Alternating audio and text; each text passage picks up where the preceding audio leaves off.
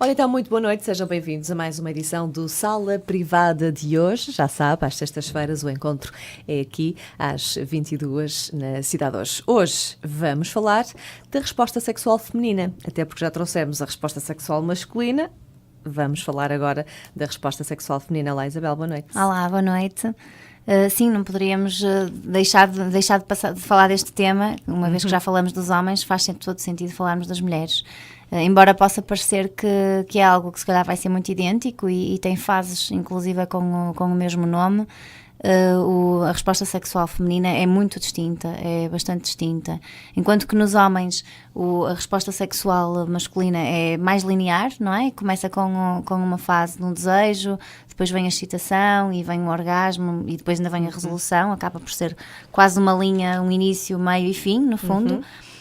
Nas mulheres, esta resposta é um ciclo, é uma situação completamente diferente. É quase como se imaginarmos isto em esquema, é um esquema circular. Porquê que isto acontece? Acontece porque as mulheres, muitas vezes o desejo não é o ponto de partida, é algo que surge a par e passo com a excitação. E depois do orgasmo pode continuar a haver desejo, excitação e orgasmo. Ou seja, estamos aqui num ciclo, não há um período de resolução como há na fase dos homens, um período que nós chamamos de período refratário ou a fase de resolução, que é quando os homens precisam de um certo repouso após a ejaculação, após o orgasmo. Nas mulheres isso não existe. As mulheres neste caso estão sempre prontas. Stop. É isso mesmo. As mulheres no fundo estão sempre prontas. Também não podia ser tudo mal para nós. Claro que não, claro Isabel, que não. Não é? Temos que passar por tudo, períodos menstruais, gravidezes e partos e por aí fora, e pelo menos termos aqui alguma coisa que está sempre on, não é? No fundo. E está sempre on e não está, na verdade, sim, não é? Também na é verdade, facto. Também não está, porque quando não está, não está. Quando não está, não está, exatamente. E se calhar até muitas vezes existe a ideia que os homens é que estão sempre on e também, na verdade, também não estão. Mas exatamente. Estão mais vezes on, se calhar, do que muitas mulheres, é verdade. Pronto, então nas mulheres existe também na mesma uma fase do desejo, existe na mesma a fase da excitação e a fase do orgasmo, e vamos falar de todas estas fases. Explicar o que é que acontece então em cada uma destas fases. Eu, como já vos tinha falado, até foi no primeiro programa, no primeiro episódio que gravamos deste programa em que falamos sobre o desejo, nas mulheres, são muito poucas as mulheres que referem sentir um desejo sexual completamente espontâneo. Normalmente o desejo sexual nas mulheres, ou o mais habitual, mais frequente, é um desejo sexual responsivo. Sim, é um estímulo a algo, como não é? Resposta, exatamente, como resposta a um estímulo. Enquanto que nos homens muitas vezes basta pensar e já estão preparados, não é? E facilmente ficam excitados. As mulheres normalmente precisam de sentir e por isso é que este desejo vem a par e passo com a excitação. À medida que surge então este desejo responsivo a um estímulo, está ao mesmo tempo está a iniciar-se a fase da excitação. Esta excitação nas mulheres então é uma fase de resposta fisiológica ao desejo, uma resposta do corpo ao desejo. É uma fase que é marcada por algumas alterações fisiológicas, como por exemplo a lubrificação da vagina. Há outras alterações que surgem também, é uma congestão vascular, toda a zona genital fica mais contraída, embora possa não parecer, mas existe ao mesmo tempo um relaxamento a nível vaginal. E o que é que acontece também? Acontece a frequência cardíaca e respiratória, que fica também acelerada, tal como nos homens. Também os seios das mulheres normalmente ficam com os mamilos mais tensos, não é? Isto é o mais habitual. Nós referimos mesmo a nível médico, falamos na ereção dos mamilos, no fundo, porque exatamente. É como uma ereção, não é? Surge aqui também o rubor sexual, como falei nos homens, a pele também fica mais avermelhada nas mulheres, pode acontecer. E lá está, surgem contrações musculares nos órgãos próximos dos órgãos genitais que são como consequência desta excitação. Após surgir esta fase da excitação, não referi aqui uma parte importante, que nas mulheres, por existir o clitóris, algo que não existe nos homens, o clitóris tem aqui um papel muito importante na excitação, não só porque ao ser estimulado vai permitir então que a mulher aumente a sua excitação, não é? E aumente também a lubrificação como consequência, mas o clitóris normalmente fica também mais visível durante a excitação, durante esta fase. Exato. Fica, no fundo, mais receptivo também ao toque, não é? E mais visível, não é? Mesmo quase a chamar a atenção de que está ali. para que não escape, não é? Escape, exatamente. Exatamente, para que seja visto, não passe despercebido. Era isso que eu queria dizer, para que não passe despercebido, não estava a sair a palavra. Exatamente. Pronto, nas mulheres então, eu, tal como falei quando falei do homem, pode existir realmente disfunção sexual em cada uma das fases do ciclo, e quando falamos na fase do desejo, falamos no desejo sexual hipoativo, que também falamos no primeiro episódio, algo que é bastante frequente nas mulheres.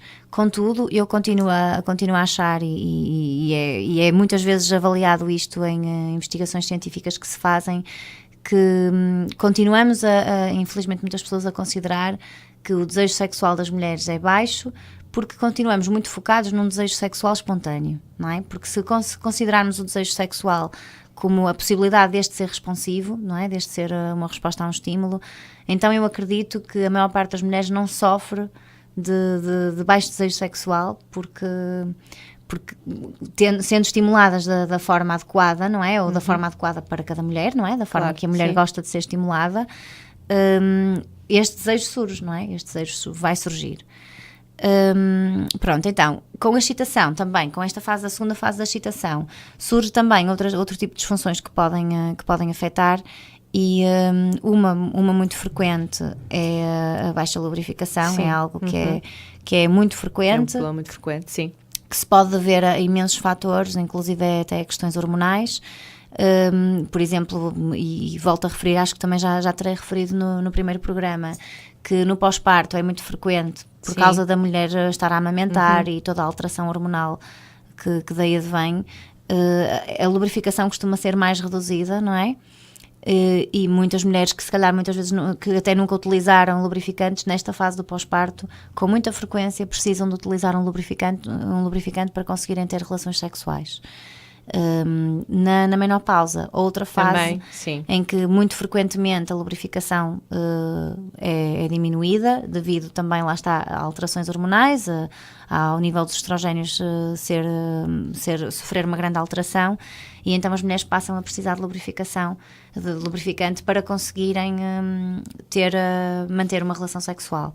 Há bocadinho, desculpa interromper-te, voltando um bocadinho atrás, da questão, quando estávamos a falar da questão do estímulo, note-se aquilo que nós queremos dizer. O estímulo pode ser uma conversa, não é? Aquilo que tínhamos falado, nos primeiros programas, sobre isso, sobre o desejo, a questão do desejo, e a mulher estar responsiva ou não, e achar que o homem vem só porque sim. Não, a mulher precisa sempre de algo mais, e esse estímulo é isso que estávamos a falar, não é? A forma como é abordada não é um estímulo ir lá, não é um estímulo direto, não é um estímulo direto no clitóris, claro que sim. É? Embora o estímulo do clitóris seja importante, mas já estamos a falar numa fase um bocado à frente. Exatamente, não é? À frente. Claro que sim. Portanto, antes disso, para a mulher que estar receptiva, ainda tem aí uns passitos a dar, que é esse tal estímulo, que pode ser uma mensagem assim mais pronto, não é? Uma palavra ao ouvido, se tínhamos falar, um carinho, portanto. Até pode começar muitas vezes até com um abraço, estou aqui com uma conversa, exatamente. Não é? Sim, e entretanto até com uma massagem, e as coisas vão desenrolando. É esse estímulo que estávamos Era mesmo a falar. Esse estímulo que te querias referir, Marta, claro. E faz todo sentido. Eu acho que é assim e é este estímulo inicial que vai fazer com que a mulher esteja receptiva, que sinta desejo, que queira algo mais, não é? Que queira ter esta proximidade do companheiro. E é óbvio que depois vai permitir que mais rapidamente se entre na fase da excitação, em que a mulher começa realmente a lubrificar e a estar completamente disponível e interessada num contacto físico, não é? Com o homem.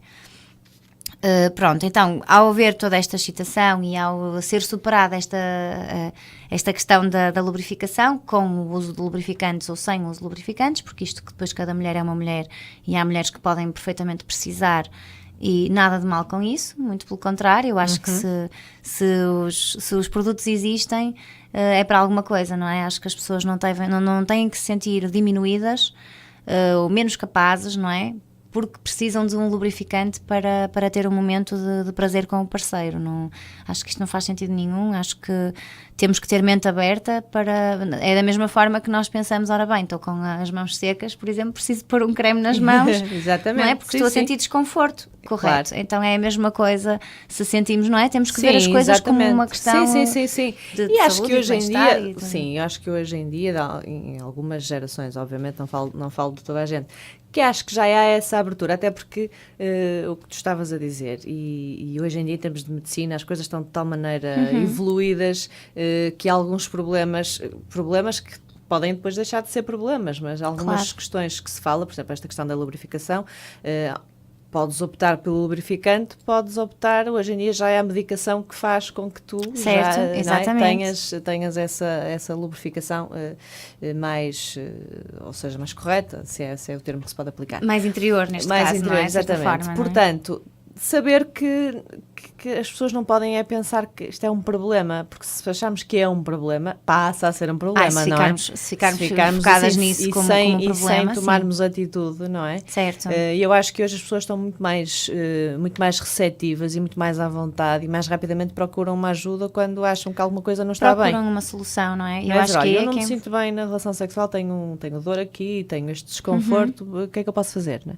Acho que é melhor e tomarem essa decisão, porque depois vão dar a meter macaquinhos na cabeça, depois não vão querer fazer porque sabem que vão ter dor ou que vão ter desconforto, não querem fazer vocês, têm que dizer à cara a metade que não querem fazer por isto e por aquilo. Às vezes até nem simples, sendo, e às vezes não sendo completamente claras pela razão pela qual não querem fazer. Exatamente. Às vezes simplesmente não querem, simplesmente como quem diz, não é? Porque não é nada simples. Quando uma mulher diz que não sabe quer... que vai ter dor e não quer porque sabe que vai doer, já é grave, não é? Já estamos a entrar, já está a recusar porque não quer sentir dor, ok? E é perfeitamente aceitável, não é? Agora, existe realmente solução para esta dor, para evitar esta dor. Mas é muito grave quando uma mulher diz ao marido: eu não quero, não me apetece, não estou disponível, quando na verdade não é bem essa a situação, quando na verdade a situação é o receio de ter dor. A questão é que muitas vezes pode levar a algum afastamento a nível conjugal, e aliás a muito afastamento a nível conjugal também, porque o marido pode, depois de vários nãos, deixar de procurar, não é?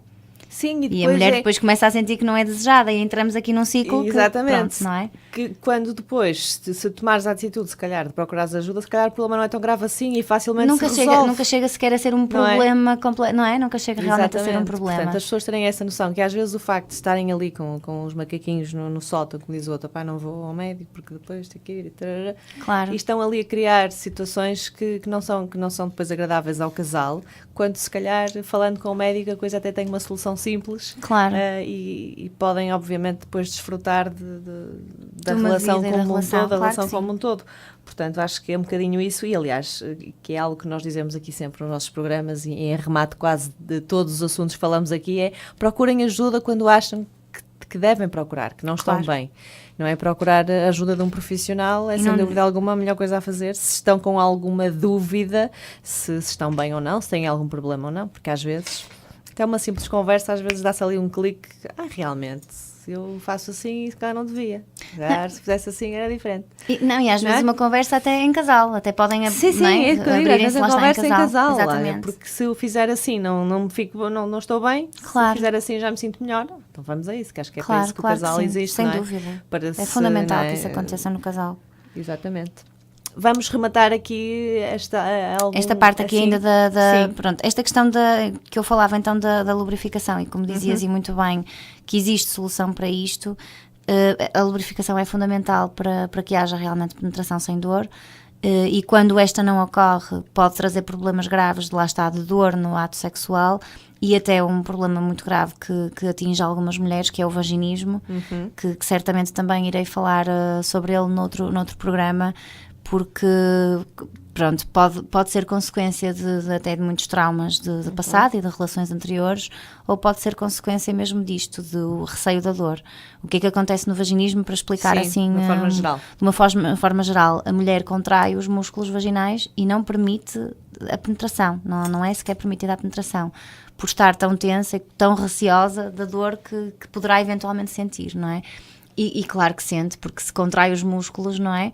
E se não tem lubrificação suficiente, vai sem dúvida sentir muita dor, e não é de toda uma situação desejável. Portanto, interessa que as pessoas consigam perceber o que é que têm, falem sobre isso com os companheiros, falem sobre os problemas que têm com os profissionais de saúde e resolvam realmente as situações, porque se há um problema significa que há uma solução, não é? É o que se costuma dizer. Exatamente. E é verdade, portanto, resolvam. Não há solução para a morte, minha gente. Exatamente. Não Só é? para a morte é que não há solução. Exatamente. Portanto, se têm algum tipo de problema, ponham já os pés ao caminho e comecem a resolvê-lo. Exatamente, e procurem ajuda. Vamos fazer a nossa habitual pausa, voltamos já a seguir.